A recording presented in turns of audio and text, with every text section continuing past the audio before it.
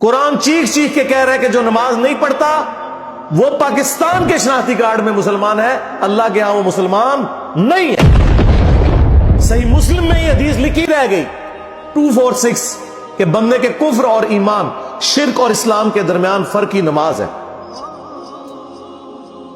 یہ حدیث مسلم میں ہی لکھی رہ گئی کہ ابن مسعود رضی اللہ تعالیٰ عنہ کہتے ہیں کہ جماعت کے ساتھ نماز پڑھنا یہ سنت خدا ہے، یہ تمہارے نبی کی وہ سنت ہے جو اللہ نے انہیں عطا کی، اگر اسے چھوڑ دو گے تو برباد ہو جاؤ گے۔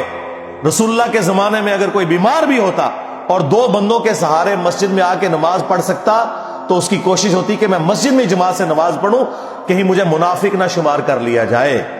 جماعت چھوڑنے پر رسول اللہ کے زمانے میں سمجھا جاتا تھا صلی اللہ علیہ وآلہ وسلم کہ بندہ منافق ہے۔ صحابہ کرام کو، اہل بیت کو کب معلوم تھا کہ ایسی امت بھی آنے والی ہے جو آپ سے بڑا عاشق رسول ہونے کا دعویٰ کرے گی اور نماز ایک نہیں پڑھے گی؟ تو وہ کہتے یار یہ تو بڑا آسان اسلام ہے۔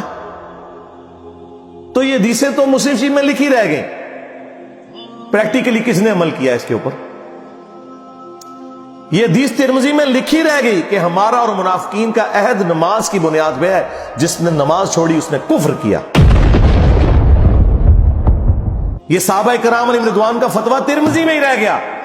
عبداللہ بن شقیق تابعی کہتے ہیں کہ صحابہ کرام علیہ رضوان تارک الصلاح کے سوا کسی کی تکفیر نہیں کرتے تھے، صرف بے نمازی کو وہ کافر سمجھتے تھے، باقیوں کو وہ تمام غلطیوں کے باوجود مسلمان تصور کرتے تھے۔ اندازہ کریں، یہ ترمذی میں لکھا رہ گیا جناب۔ ہاں، ہم جب چیخ چیخ کے یہ باتیں بیان کرتے ہیں، لوگ کہتے ہیں یار یہ کس قسم کی باتیں کر رہے ہیں، یہ کہاں پہ لکھی ہوئی ہے؟ سرکار کتابوں میں لکھی ہوئی ہے۔ یہی تو ہم آپ سے کہہ رہے ہیں کہ مرنے سے پہلے اے مسلمان کر لے اس پہ غور، کتابوں کا خدا اور ہے، بابوں کا خدا اور۔ یہ حدیث ابو داؤد میں ہی لکھی رہ گئی کہ بچہ جب 7 سال کا ہو جائے تو اسے نماز کا حکم دو، اور نہ پڑھے 10 سال کی عمر میں اسے سزا بھی دو، اور 10 سال کے بچوں کے بستر بھی الگ کر دو۔ یہ ابو داؤد میں لکھی رہ گئی حدیث،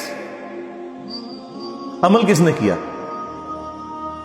یہ حدیث ابن ماجہ میں لکھی رہ گئی کہ نبی علیہ السلام نے فرمایا اے معاذ، اللہ کے ساتھ شرک نہ کرنا، خواہ تمہارے ٹکڑے ٹکڑے کر دیے جائیں، تمہیں قتل کر دیا جائے، سولی دے دیا جائے، یا آگ میں زندہ جلا دیا جائے، شرک نہ کرنا۔ یہ پہلی نصیحت۔ اسی حدیث میں دوسری نصیحت، نماز نہ چھوڑنا۔ تمہارا اللہ کے ساتھ عہد نماز کی بنیاد پہ ہے، اگر تم نے نماز چھوڑ دی تو اللہ کا ذمہ اٹھ گیا تم سے۔ اور تیسری چیز فرمایا شراب نہ پینا، یہ تمام برائیوں کی جڑ ہے۔ تو یہ حدیثیں تو لکھی رہ گئی سرکار۔ یہ حدیث مسند احمد میں ہی لکھی رہ گئی کہ نبی علیہ السلام نے فرمایا کہ نماز قیامت کے دن نمازی کے لیے دلیل، نجات اور نور ہوگی، اور جو نماز نہیں پڑھتا قیامت کے دن نہ اس کے لیے کوئی دلیل ہوگی اللہ کے حضور بچنے کی، نہ نجات اور نہ کوئی روشنی، نور جو پولیس رات سے گزرنے کے لیے قرآن میں آیا نا، وہ نور۔ اور پھر نبی السلام نے فرمایا کہ بے نمازی کا حشر اسی حدیث میں آتا ہے، فرعون، قارون اور حامان اور امیہ ابن خلف کے ساتھ ہوگا۔ ہاں جی، کچھ بھی ہے تیرے محبوب کی امت سے ہے۔ محبوب تو پہلے ہی بتا گئے کہ بے نمازی تیرا حشر تو فرعون کے ساتھ ہونا ہے، تیرا حشر قارون کے ساتھ ہونا ہے، امیہ ابن خلف کے ساتھ ہونا ہے۔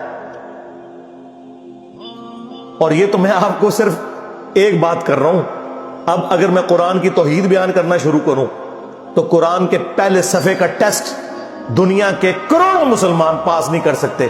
ایاک نعبد و ایاک نستعین، یہ قرآن میں لکھا رہے گا۔ ماشاءاللہ فجر کی نماز میں یہ پڑھ کے نکلتا ہے، اور مسجد کے ساتھ جو دربار ہے ریگولرلی حاضری دے کے اس بابے سے بھی مانگ کے گھر آتا ہے۔ تو کیا نماز تو پڑھی؟ تو مسلمان ہے، تیری ہر نماز کی ہر رکعت میں تو یہ نہ پڑھے تیری نماز ہی نہیں ہوتی۔ ایاک نعبد و ایاک نستعین، اے اللہ عبادت بھی تیری کریں گے، دعا بھی تجھی سے مانگیں گے، مدد بھی تجھی سے مانگیں گے۔ یہاں مدد مانا دعا کی ہے، لیکن یہاں مولویوں نے پھر پٹی پڑھا دی، ان کا نہیں جی امی سے روٹی نہ مانگے.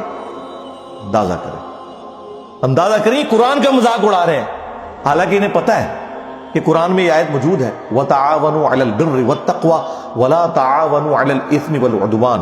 نیکی اور پرہیزگاری کے کاموں میں ایک دوسرے کی مدد کرو اور برائی میں الگ رہو. قرآن نے بتایا ہے کہ اللہ نے دنیا کو اسباب کے ساتھ جوڑا ہوا ہے. یہاں ایاک نستعین میں دعا کے اعتبار سے بتایا جا رہا تھا کہ غیر اللہ سے نہیں کرنی، ظاہری اسباب کا تو قرآن میں حکم ہے. لیکن دیکھ لیں، اور پھر جس شان سے اللہ تعالیٰ نے سورۃ النمل میں ذکر کیا، حیران کن بات آپ کو بتاؤں، اہل تشیع کے ہاں صبح و شام کی دعاؤں میں، سنت اذکار میں سورۃ النمل کی آیت نمبر 62 پڑھی جاتی ہے.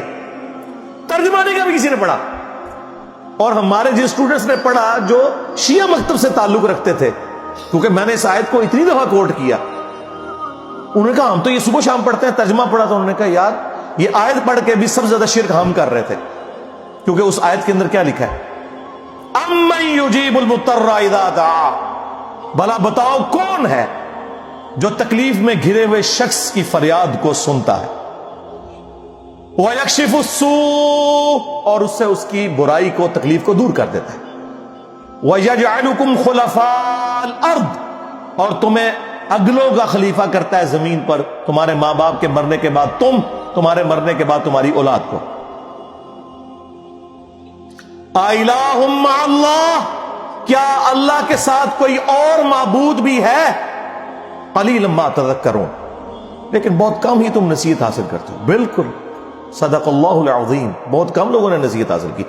اس آیت میں کلیئر کٹ لکھا ہے کہ جو اللہ کے سوا کسی اور سے دعا کرتا ہے گویا وہ اسے خدا بنائے ہوئے ہے. یا علی مدد کا مطلب سادہ نہیں ہے، اس کا مطلب ہے کہ آپ نے مولا علی کو اللہ کے مقابلے پر خدا تصور کر دیا. نہیں جی ہم تو انہیں اللہ کا بندہ مانتے ہیں. نہیں جناب، قرآن تو یہ کہتا ہے کہ اللہ کا بندہ مان کے یا بغیر بندہ مان کے. جب تمہارا یہ عقیدہ ہے کہ اللہ کے سوا کوئی تمہاری تکلیف دور کر سکتا ہے، جی پیچھے اللہ ہی ہے. اچھا اللہ پیچھے رکھ رہے ہیں، یہ دیکھیں حدیث میں لکھا ہوا ہے نماز کا طریقہ. اور نہیں جی ہمارے امام صاحب نے بھی تو وہی کچھ بتایا نا، پیچھے تھے اتنے بھی نبی علیہ السلام نے. نبی علیہ السلام پیچھے رکھنے کے لیے، میرے نبی صاحب ہے ہی کوئی نہیں، تیرے بابے تھے شاہ ہی کوئی نہیں. اللہ پیچھے، رسول پیچھے، آگے تمہارے بابے. عزتیں اویل کی ہیں تم نے اللہ اور اس کے رسول کے نام کے اوپر، چندے کھائے ہیں تم نے رسول اللہ کے نام کے اوپر صلی اللہ علیہ وآلہ وسلم. سواریاں سوار کی ہیں تم نے مکے اور مدینے کے نام کے اوپر، اور غداری کی ہے اپنے دین کے ساتھ. ممبروں پہ چڑھ کے کہتے ہو قرآن و حدیث ڈائریکٹ نہ پڑھنا، گمراہ ہو جاؤ گے. واہ، یہ کوئی یہودی یا نصرانی آ کے بات کرے ہم منہ توڑ دیں. جس طرح آج آگ لگانے کے اوپر قرآن کو ہمیں کتنا غصہ چڑھا ہوا ہے. تیرا مفتی ہر جمعے کو کھڑا ہو کے کہ قرآن اور بخاری ڈائریکٹ نہ پڑھنا، گمراہ ہو جاؤ گے.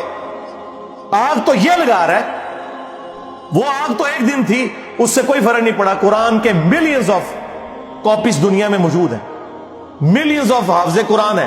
قرآن کو کوئی آگ نہیں لگا سکتا، دنیا سے ختم نہیں کر سکتا. اصل جو چور چھپا ہوا ہے وہ تیرے اندر چھپا ہوا ہے. جو یہ علماء ہیں، شیاطین، جنات اور انسانوں میں سے شیاطین، جو تمہیں یہ کہہ رہے ہیں قرآن دی ڈائریکٹ نہ پڑھنا، گمراہ ہو جاؤ گے. اور تم کہتے ہو مفتی صاحب نے فرما دیا. سبحان اللہ. دنیا میں اگر کوئی مفتی صاحب لمبی داڑھی اور پگڑی اور ہاتھ میں تسبیح کے ساتھ آپ کو کوئی 2 نمبر چیز دے دیں، آپ ایک استری خریدنے کے لیے جائیں اپنے کپڑے کرنے کے لیے، اور اس پہ جعلی مور لگا کے وہ بندہ آپ کو وہ استری دے دے، اور آپ کو بعد میں پتا چل جائے اس نے دھوکہ کیا ہے، تو آپ کیا کہیں گے؟ مفتی صاحب نے فرما دیا استری شریف. آپ غصے میں بھرے ہوئے جائیں گے اور کہیں گے کہ تو داڑھی رکھ کے بےایمانی کر رہا ہے، کہیں گے نا. تو یہ داڑھی والے جو مولوی ممبروں پہ چڑھے ہوئے جھوٹ سکھا رہے ہیں آپ کو، ان کو کبھی آپ نے کہا نہیں. آپ فرق دیکھ لیں، جہاں آپ کی دنیا کا نقصان ہوتا ہے نا، نہ آپ کو مفتی کی داڑھی نظر آتی ہے، ہو سکتا ہے آپ جا کے آگ لگا دیں اس کی داڑھی کوئی، لیکن جہاں آپ کا دین کا نقصان ہو رہا ہے آپ کہتے ہیں مفتی صاحب نے فرما دیا. وہاں لاکھ چیختے رہے کہ یار یہ مفتی صاحب آپ کو اپنے بابوں کا دین بتا رہے ہیں، کتابوں میں دین کچھ اور لکھ